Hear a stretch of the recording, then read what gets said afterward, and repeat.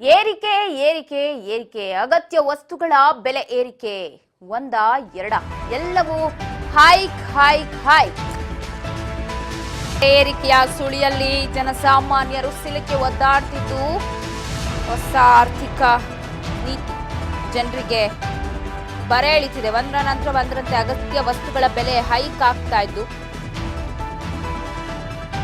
ಜನ ಅಂತೂ ಬೆಲೆ ಏರಿಕೆಯ ವಿರುದ್ಧ ಹೈರಾಣಾಗಿ ಹೋಗ್ತಾ ಇದೆ.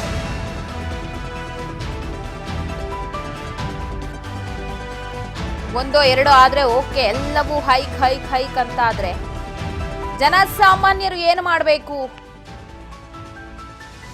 ಪೆಟ್ರೋಲ್, ಡೀಸೆಲ್, ಹಾಲು, ಮೊಸರು, ಮುಂದೆ ಬೆಣ್ಣೆ, ತುಪ್ಪ ಎಲ್ಲದಕ್ಕೂ ಹೈಕ್ ಆಗುತ್ತೆ. ಇವತ್ತು ಸಿಲಿಂಡರ್ 50 ರೂಪಾಯಿ. ಜನರಿಗೋಸ್ಕರನ ಸರ್ಕಾರಗಳಿರೋದು ಅಥವಾ ಜನರಿಗೆ ಈ ತರ ಬರೆ ಎಳಿಯಕ್ಕ ಅನ್ನುವ ಅನುಮಾನ ಸರ್ವೇ ಸಾಮಾನ್ಯ ಜನರನ್ನು ಕಾಡ್ತಾ ಇದೆ. ಈಗಾಗಲೇ ಸಾಕಷ್ಟು ಬಾರಿ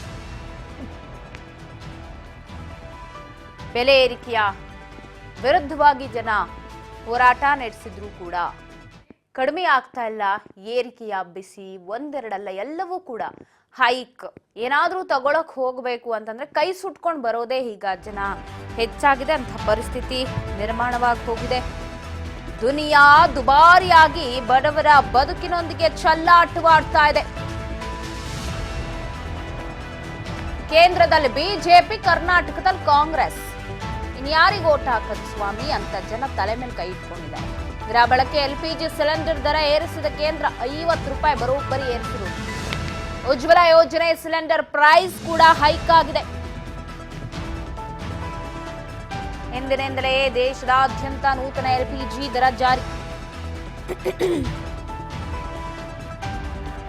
LPG 50 ರೂಪಾಯಿ, ತೈಲ ಮೇಲಿನ ಸುಂಕ 2 ರೂಪಾಯಿ ಹೆಚ್ಚಳ ಮಾಡಿ ಆದೇಶವನ್ನ ಹೊರಡಿಸಿದ್ದಾರೆ. ಸೊ ಇದೀಗ ಜನಸಾಮಾನ್ಯರಿಗೆ ನಿಜಕ್ಕೂ ಬರೆ ಎಳೆದಂತಾಗಿದೆ.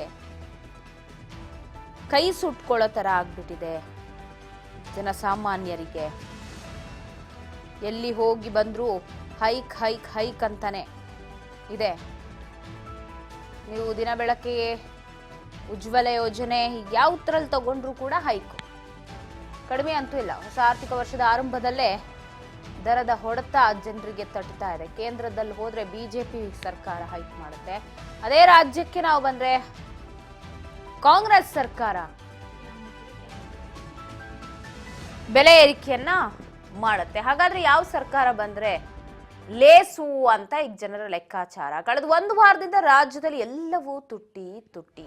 ಹಾಲು, ಮೊಸರು, ವಿದ್ಯುತ್ ದರ, ಡೀಸೆಲ್ ಎಲ್ಲದರ ದರ ಏರಿಕೆ.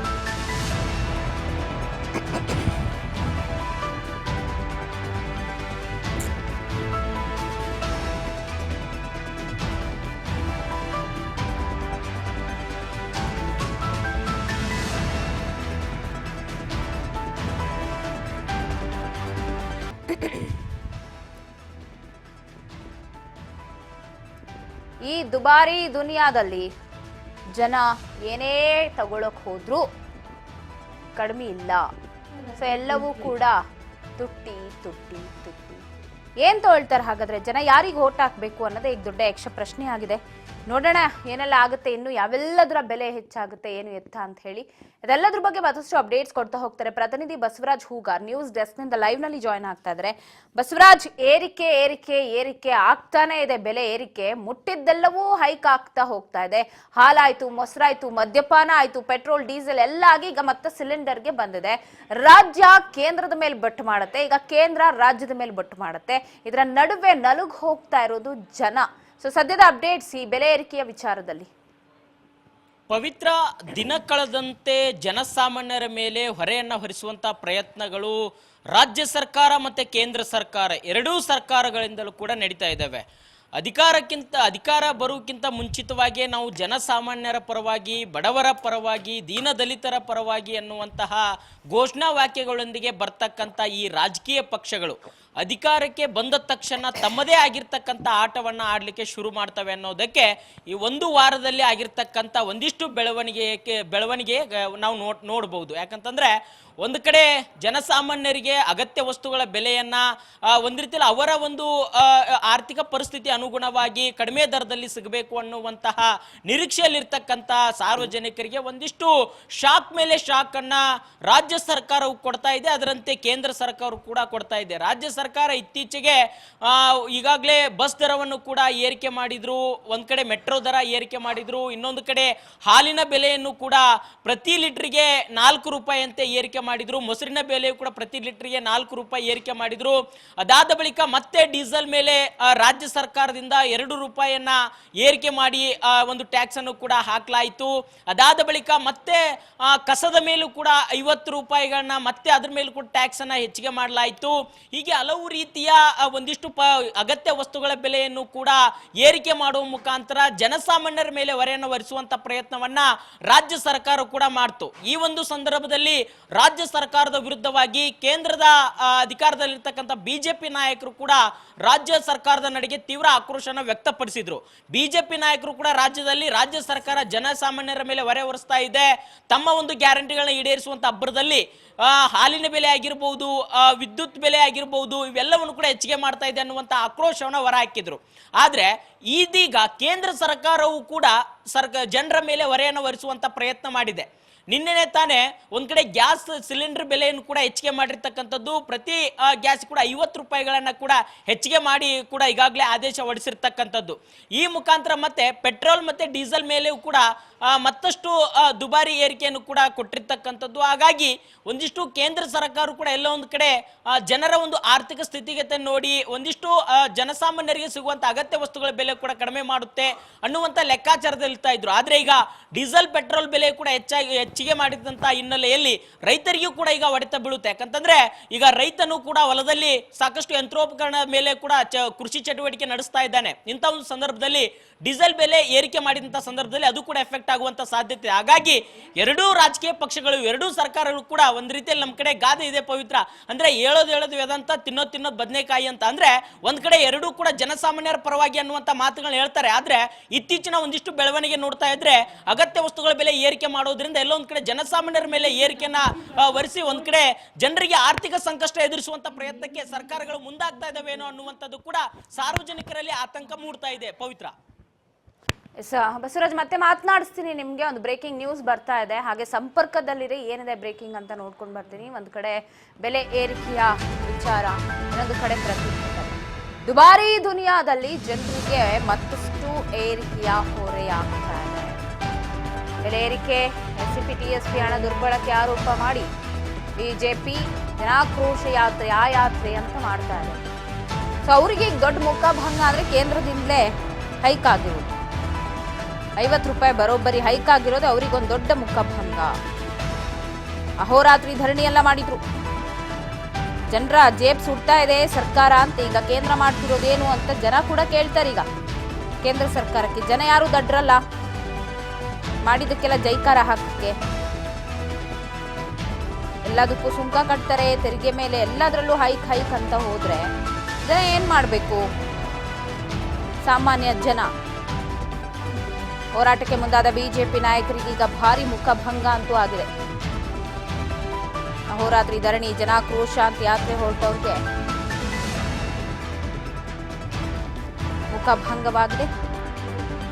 ನಿನ್ನೆಯಿಂದ ಜನಾಕ್ರೋಶಕ್ಕೆ ಮೈಸೂರಿನ ಚಾಮುಂಡಿ ಬೆಟ್ಟದಿಂದಲೂ ಕೂಡ ಚಾಲನೆ ಸಿಕ್ಕಿತ್ತು. ಸೊ ಈಗ ಕೇಂದ್ರ ಮಾಡಿರೋದು 50 ರೂಪಾಯಿ ದುಬಾರಿ ಆಗ್ತಾ ಇದೆ. ಮತ್ತೆ ಈಗ ಸಿಲಿಂಡರ್ ಒಂದು ಜಾಸ್ತಿ ಆದರೆ ಮತ್ತಷ್ಟು ಹೈಕ್ ಆಗುತ್ತೆ ಅಂತ ಹೇಳಿ ನೋಡೋಣ. ಮಾತಾಡೋಣ ಈ ಬಗ್ಗೆ, ಮತ್ತಷ್ಟು ಅಪ್ಡೇಟ್ಸ್ನ ಕೊಡ್ತಾ ಹೋಗ್ತಾರೆ. ಸಂಪರ್ಕದಲ್ಲಿ ಇದ್ದಾರೆ ಬಸವರಾಜ್, ಅವ್ರನ್ನ ಮಾತನಾಡಿಸ್ತಾ ಹೋಗ್ತೀನಿ. ಬಸವರಾಜ್, ನಾವು ನೋಡ್ತಾ ಇದ್ದೀವಿ ಕಳೆದ ಒಂದಷ್ಟು ದಿನಗಳಿಂದ ಬಿಜೆಪಿ ಯಾವ ರೀತಿ ಅಬ್ಬರಿಸ್ತಾ ಇದೆ ಅಂತ. ಯಾಕಂದ್ರೆ ಹಾಲು, ಮೊಸರು, ವಿದ್ಯುತ್ ದರ, ಡೀಸೆಲ್ ದರ ಆಗಿರಬಹುದು, ಬಸ್ ಟಿಕೆಟ್ ದರ ಆಗಿರಬಹುದು, ಎಸ್ಸಿಪಿ ಆಗಿರಬಹುದು, ಅಥವಾ ಮುಸ್ಲಿಂರಿಗೆ ಕೊಟ್ಟಂತ 4% ಮೀಸಲಾತಿ ಇರಬಹುದು, ಈ ಎಲ್ಲ ವಿಚಾರಗಳನ್ನ ಇಟ್ಕೊಂಡು ಪ್ರತಿಭಟನೆಯ ಬಿಸಿ ಮುಟ್ಟಿಸ್ತಾ ಬಂದ್ರು, ಅಹೋರಾತ್ರಿ ಧರಣಿ ಮಾಡಿದ್ರು. ಅದೆಲ್ಲವೂ ಸಾಲದು ಅಂತ ಈಗ ಜನಾಕ್ರೋಶಕ್ಕೆ ನಿನ್ನೆಯಿಂದ ಚಾಲನೆ ಕೂಡ ಸಿಕ್ಕಿದೆ. ಸೊ ಈಗ ಕೇಂದ್ರ ಮಾಡಿರುವಂತಹ ದರ ಏರಿಕೆಗೆ ಇವ್ರು ಏನು ಮಾಡ್ತಾರೆ ಹಾಗಾದ್ರೆ ಅಂತ? ಪವಿತ್ರ, ರಾಜ್ಯ ಸರ್ಕಾರ ಎಲ್ಲೋ ಒಂದು ಕಡೆ ಜನರ ಮೇಲೆ ಒಂದಿಷ್ಟು ಆರ್ಥಿಕವಾಗಿರ್ತಕ್ಕಂಥ ಹೊಡೆತವನ್ನ ಹೊಡಿತಾ ಇದೆ ಅನ್ನುವಂಥ ನಿಟ್ಟಿನಲ್ಲಿ ಬೆಲೆ ಏರಿಕೆಯನ್ನ ಒಂದು ಆರೋಪಿಸಿ ಒಂದು ಕಡೆ ಪ್ರತಿಭಟನೆಗೆ ಕೂಡ ಮುಂದಾದ್ರು. ಅಹೋರಾತ್ರಿ ಧರಣಿಯನ್ನು ಕೂಡ ಬಿಜೆಪಿ ನಾಯಕರು ರಾಜ್ಯದಲ್ಲಿ ಮಾಡಿದ್ರು. ಆದ್ರೆ ಇದೀಗ ಜನ ಆಕ್ರೋಶ ಯಾತ್ರೆಯನ್ನು ಕೂಡ ಮಾಡ್ತಾ ಇದ್ದಾರೆ. ಇಂಥ ಒಂದು ಸಂದರ್ಭದಲ್ಲಿ ಕೇಂದ್ರ ಸರ್ಕಾರವು ಕೂಡ ಏನೀಗ ಪ್ರತಿಭಟನೆ ಮಾಡಲಿಕ್ಕೆ ಮುಂದಾಗಿರ್ತಕ್ಕಂಥ ಬಿಜೆಪಿಯೇ ಅಲ್ಲಿ ಕೇಂದ್ರದಲ್ಲಿ ಸರ್ಕಾರ ನಡೆಸ್ತಾ ಇರೋದು. ಅದೇ ಕೇಂದ್ರ ಸರ್ಕಾರ ಇದೀಗ ಗ್ಯಾಸ್ ಬೆಲೆಯನ್ನ 50 ರೂಪಾಯಿ ಏರಿಕೆ ಮಾಡಿರ್ತಕ್ಕಂಥದ್ದು, ಪೆಟ್ರೋಲ್ ಮತ್ತೆ ಡೀಸೆಲ್ ಮೇಲೂ ಕೂಡ ದರವನ್ನ ಏರಿಕೆ ಮಾಡಿರ್ತಕ್ಕಂಥದ್ದು. ಇಂಥ ಒಂದು ರೀತಿಯಲ್ಲಿ ಯಾವ ರೀತಿಯಾಗಿ ಇವರು ಪ್ರತಿಭಟನೆಗೆ ಅಹೋರಾತ್ರಿ ಧರಣಿ ಮಾಡುವಂತ ನೈತಿಕತೆ ಇದೆ ಅನ್ನುವಂಥದ್ದು ಕೂಡ ಜನಸಾಮಾನ್ಯರಲ್ಲಿ ಕಾಡ್ತಾ ಇದೆ. ಯಾಕಂತಂದ್ರೆ ಒಂದ್ ಕಡೆ ಜನಸಾಮಾನ್ಯರ ಪರವಾಗಿ ನಾವು ಇದೀವಿ ಅನ್ನುವಂಥ ಪ್ರತಿಭಟನೆ ಮಾಡೋದು, ಇನ್ನೊಂದು ಕಡೆ ಅಲ್ಲಿ ದರವನ್ನ ಹೆಚ್ಚಿಗೆ ಮಾಡೋದು. ಈಗ ಗ್ಯಾಸ್ ಬೆಲೆ 50 ರೂಪಾಯಿಯನ್ನ ಏರಿಕೆ ಮಾಡಿರ್ತಕ್ಕಂಥದ್ದು, ಇದರಿಂದ ಮತ್ತೊಂದು ವಸ್ತುಗಳು ಕೂಡ ಬೆಲೆ ಏರಿಕೆ ಆಗ್ತವೆ. ಹೋಟೆಲ್ನಲ್ಲೂ ಕೂಡ ಹಲವಾರು ಟೀ ಆಗಿರ್ಬೋದು, ಒಂದಿಷ್ಟು ಬೇರೆ ಬೇರೆ ಪದಾರ್ಥಗಳ ಬೆಲೆಯು ಕೂಡ ಹೆಚ್ಚು, ತಿಂಡಿ ಮತ್ತೆ ಊಟವನ್ನು ಕೂಡ ಹೆಚ್ಚಿಗೆ ಮಾಡುವಂತ ಸಾಧ್ಯತೆ ಕೂಡ ಇರುವಂತ. ಯಾಕಂತಂದ್ರೆ ಗ್ಯಾಸ್ ಬೆಲೆ ಏರಿಕೆಯಿಂದ ಅದರ ಕೆಲವೊಂದಿಷ್ಟು ಅದರಿಂದಲೂ ಕೂಡ ಕೆಲವೊಂದಿಷ್ಟು ಆಗ್ತಕ್ಕಂಥ ಎಲ್ಲವೂ ಕೂಡ ದರಗಳು ಕೂಡ ಏರಿಕೆ ಆಗುವಂತ ಎಲ್ಲ ಸಾಧ್ಯತೆ ಇರುವಂತದ್ದು. ಮತ್ತೆ ಈಗ ಡೀಸೆಲ್ ಪೆಟ್ರೋಲ್ ಬೆಲೆ ಹೆಚ್ಚಾದಂತೆ ಮತ್ತೆ ಗೂಡ್ಸ್ ವಾಹನಗಳು ಕೂಡ ಅದರ ಒಂದು ದರ ಕೂಡ ಹೆಚ್ಚಾಗುತ್ತೆ. ಹೀಗೆ ಹಲವಾರು ಸರಕು ಸಾಗಣೆ ಮಾಡುವಂತ ವ್ಯವಸ್ಥೆಯಲ್ಲೂ ಕೂಡ ಪ್ರತಿಯೊಂದು ದರವು ಕೂಡ ಹೆಚ್ಚಿಗೆ ಆಗ್ತಾನೆ ಹೋಗುತ್ತೆ. ಇದರಿಂದ ಇದು ಕೊನೆಯದಾಗಿ ಬರ್ತಕ್ಕಂಥದ್ದು ಜನಸಾಮಾನ್ಯರ ಮೇಲೆ ಹೊರೆ. ಸೊ ಈ ಒಂದು ನಿಟ್ಟಿನಲ್ಲಿ ರಾಜ್ಯ ಸರ್ಕಾರ ಒಂದು ದರ ಏರಿಕೆ ಮಾಡಿದ ಸಂದರ್ಭದಲ್ಲಿ ಬಿಜೆಪಿ ನಾಯಕರು ಕೂಡ ಪ್ರತಿಭಟನೆ ಮಾಡಿದ್ರು, ಅಹೋರಾತ್ರಿ ಧರಣಿ ಮಾಡಿದ್ರು. ಇದೀಗ ಕೇಂದ್ರ ಸರ್ಕಾರ ಕೂಡ ದರವನ್ನು ಹೆಚ್ಚಿಗೆ ಮಾಡಿದೆ. ಇಂಥ ಒಂದು ಸಂದರ್ಭದಲ್ಲಿ ಬಿಜೆಪಿ ನಾಯಕರು ಕೇಂದ್ರ ಸರ್ಕಾರಕ್ಕೆ ಮನವಿ ಮಾಡಿಕೊಳ್ಳಬೇಕಾಗಿತ್ತು ಅನ್ನುವಂಥದ್ದು ಕಾಂಗ್ರೆಸ್ ನಾಯಕರ ಒಂದಿಷ್ಟು ಆರೋಪ ಇರುವಂಥದ್ದು. ಹಾಗಾಗಿ ಪ್ರತಿಭಟನೆ ಮಾಡೋಕ್ಕಿಂತ ಮುಂಚಿತವಾಗಿ ನಾವು ಎಷ್ಟರ ಮಟ್ಟಿಗೆ ಸರಿ ಇದ್ದೇವೆ ಅನ್ನುವಂಥದ್ದನ್ನು ತಿಳಿದುಕೊಂಡು ಪ್ರತಿಭಟನೆ ಮಾಡಬೇಕು ಅನ್ನುವಂಥದ್ದು ಒಂದಿಷ್ಟು ಜನಸಾಮಾನ್ಯರಲ್ಲೂ ಕೂಡ ಈಗ ಇರ್ತಕ್ಕಂಥ ಮಾತು.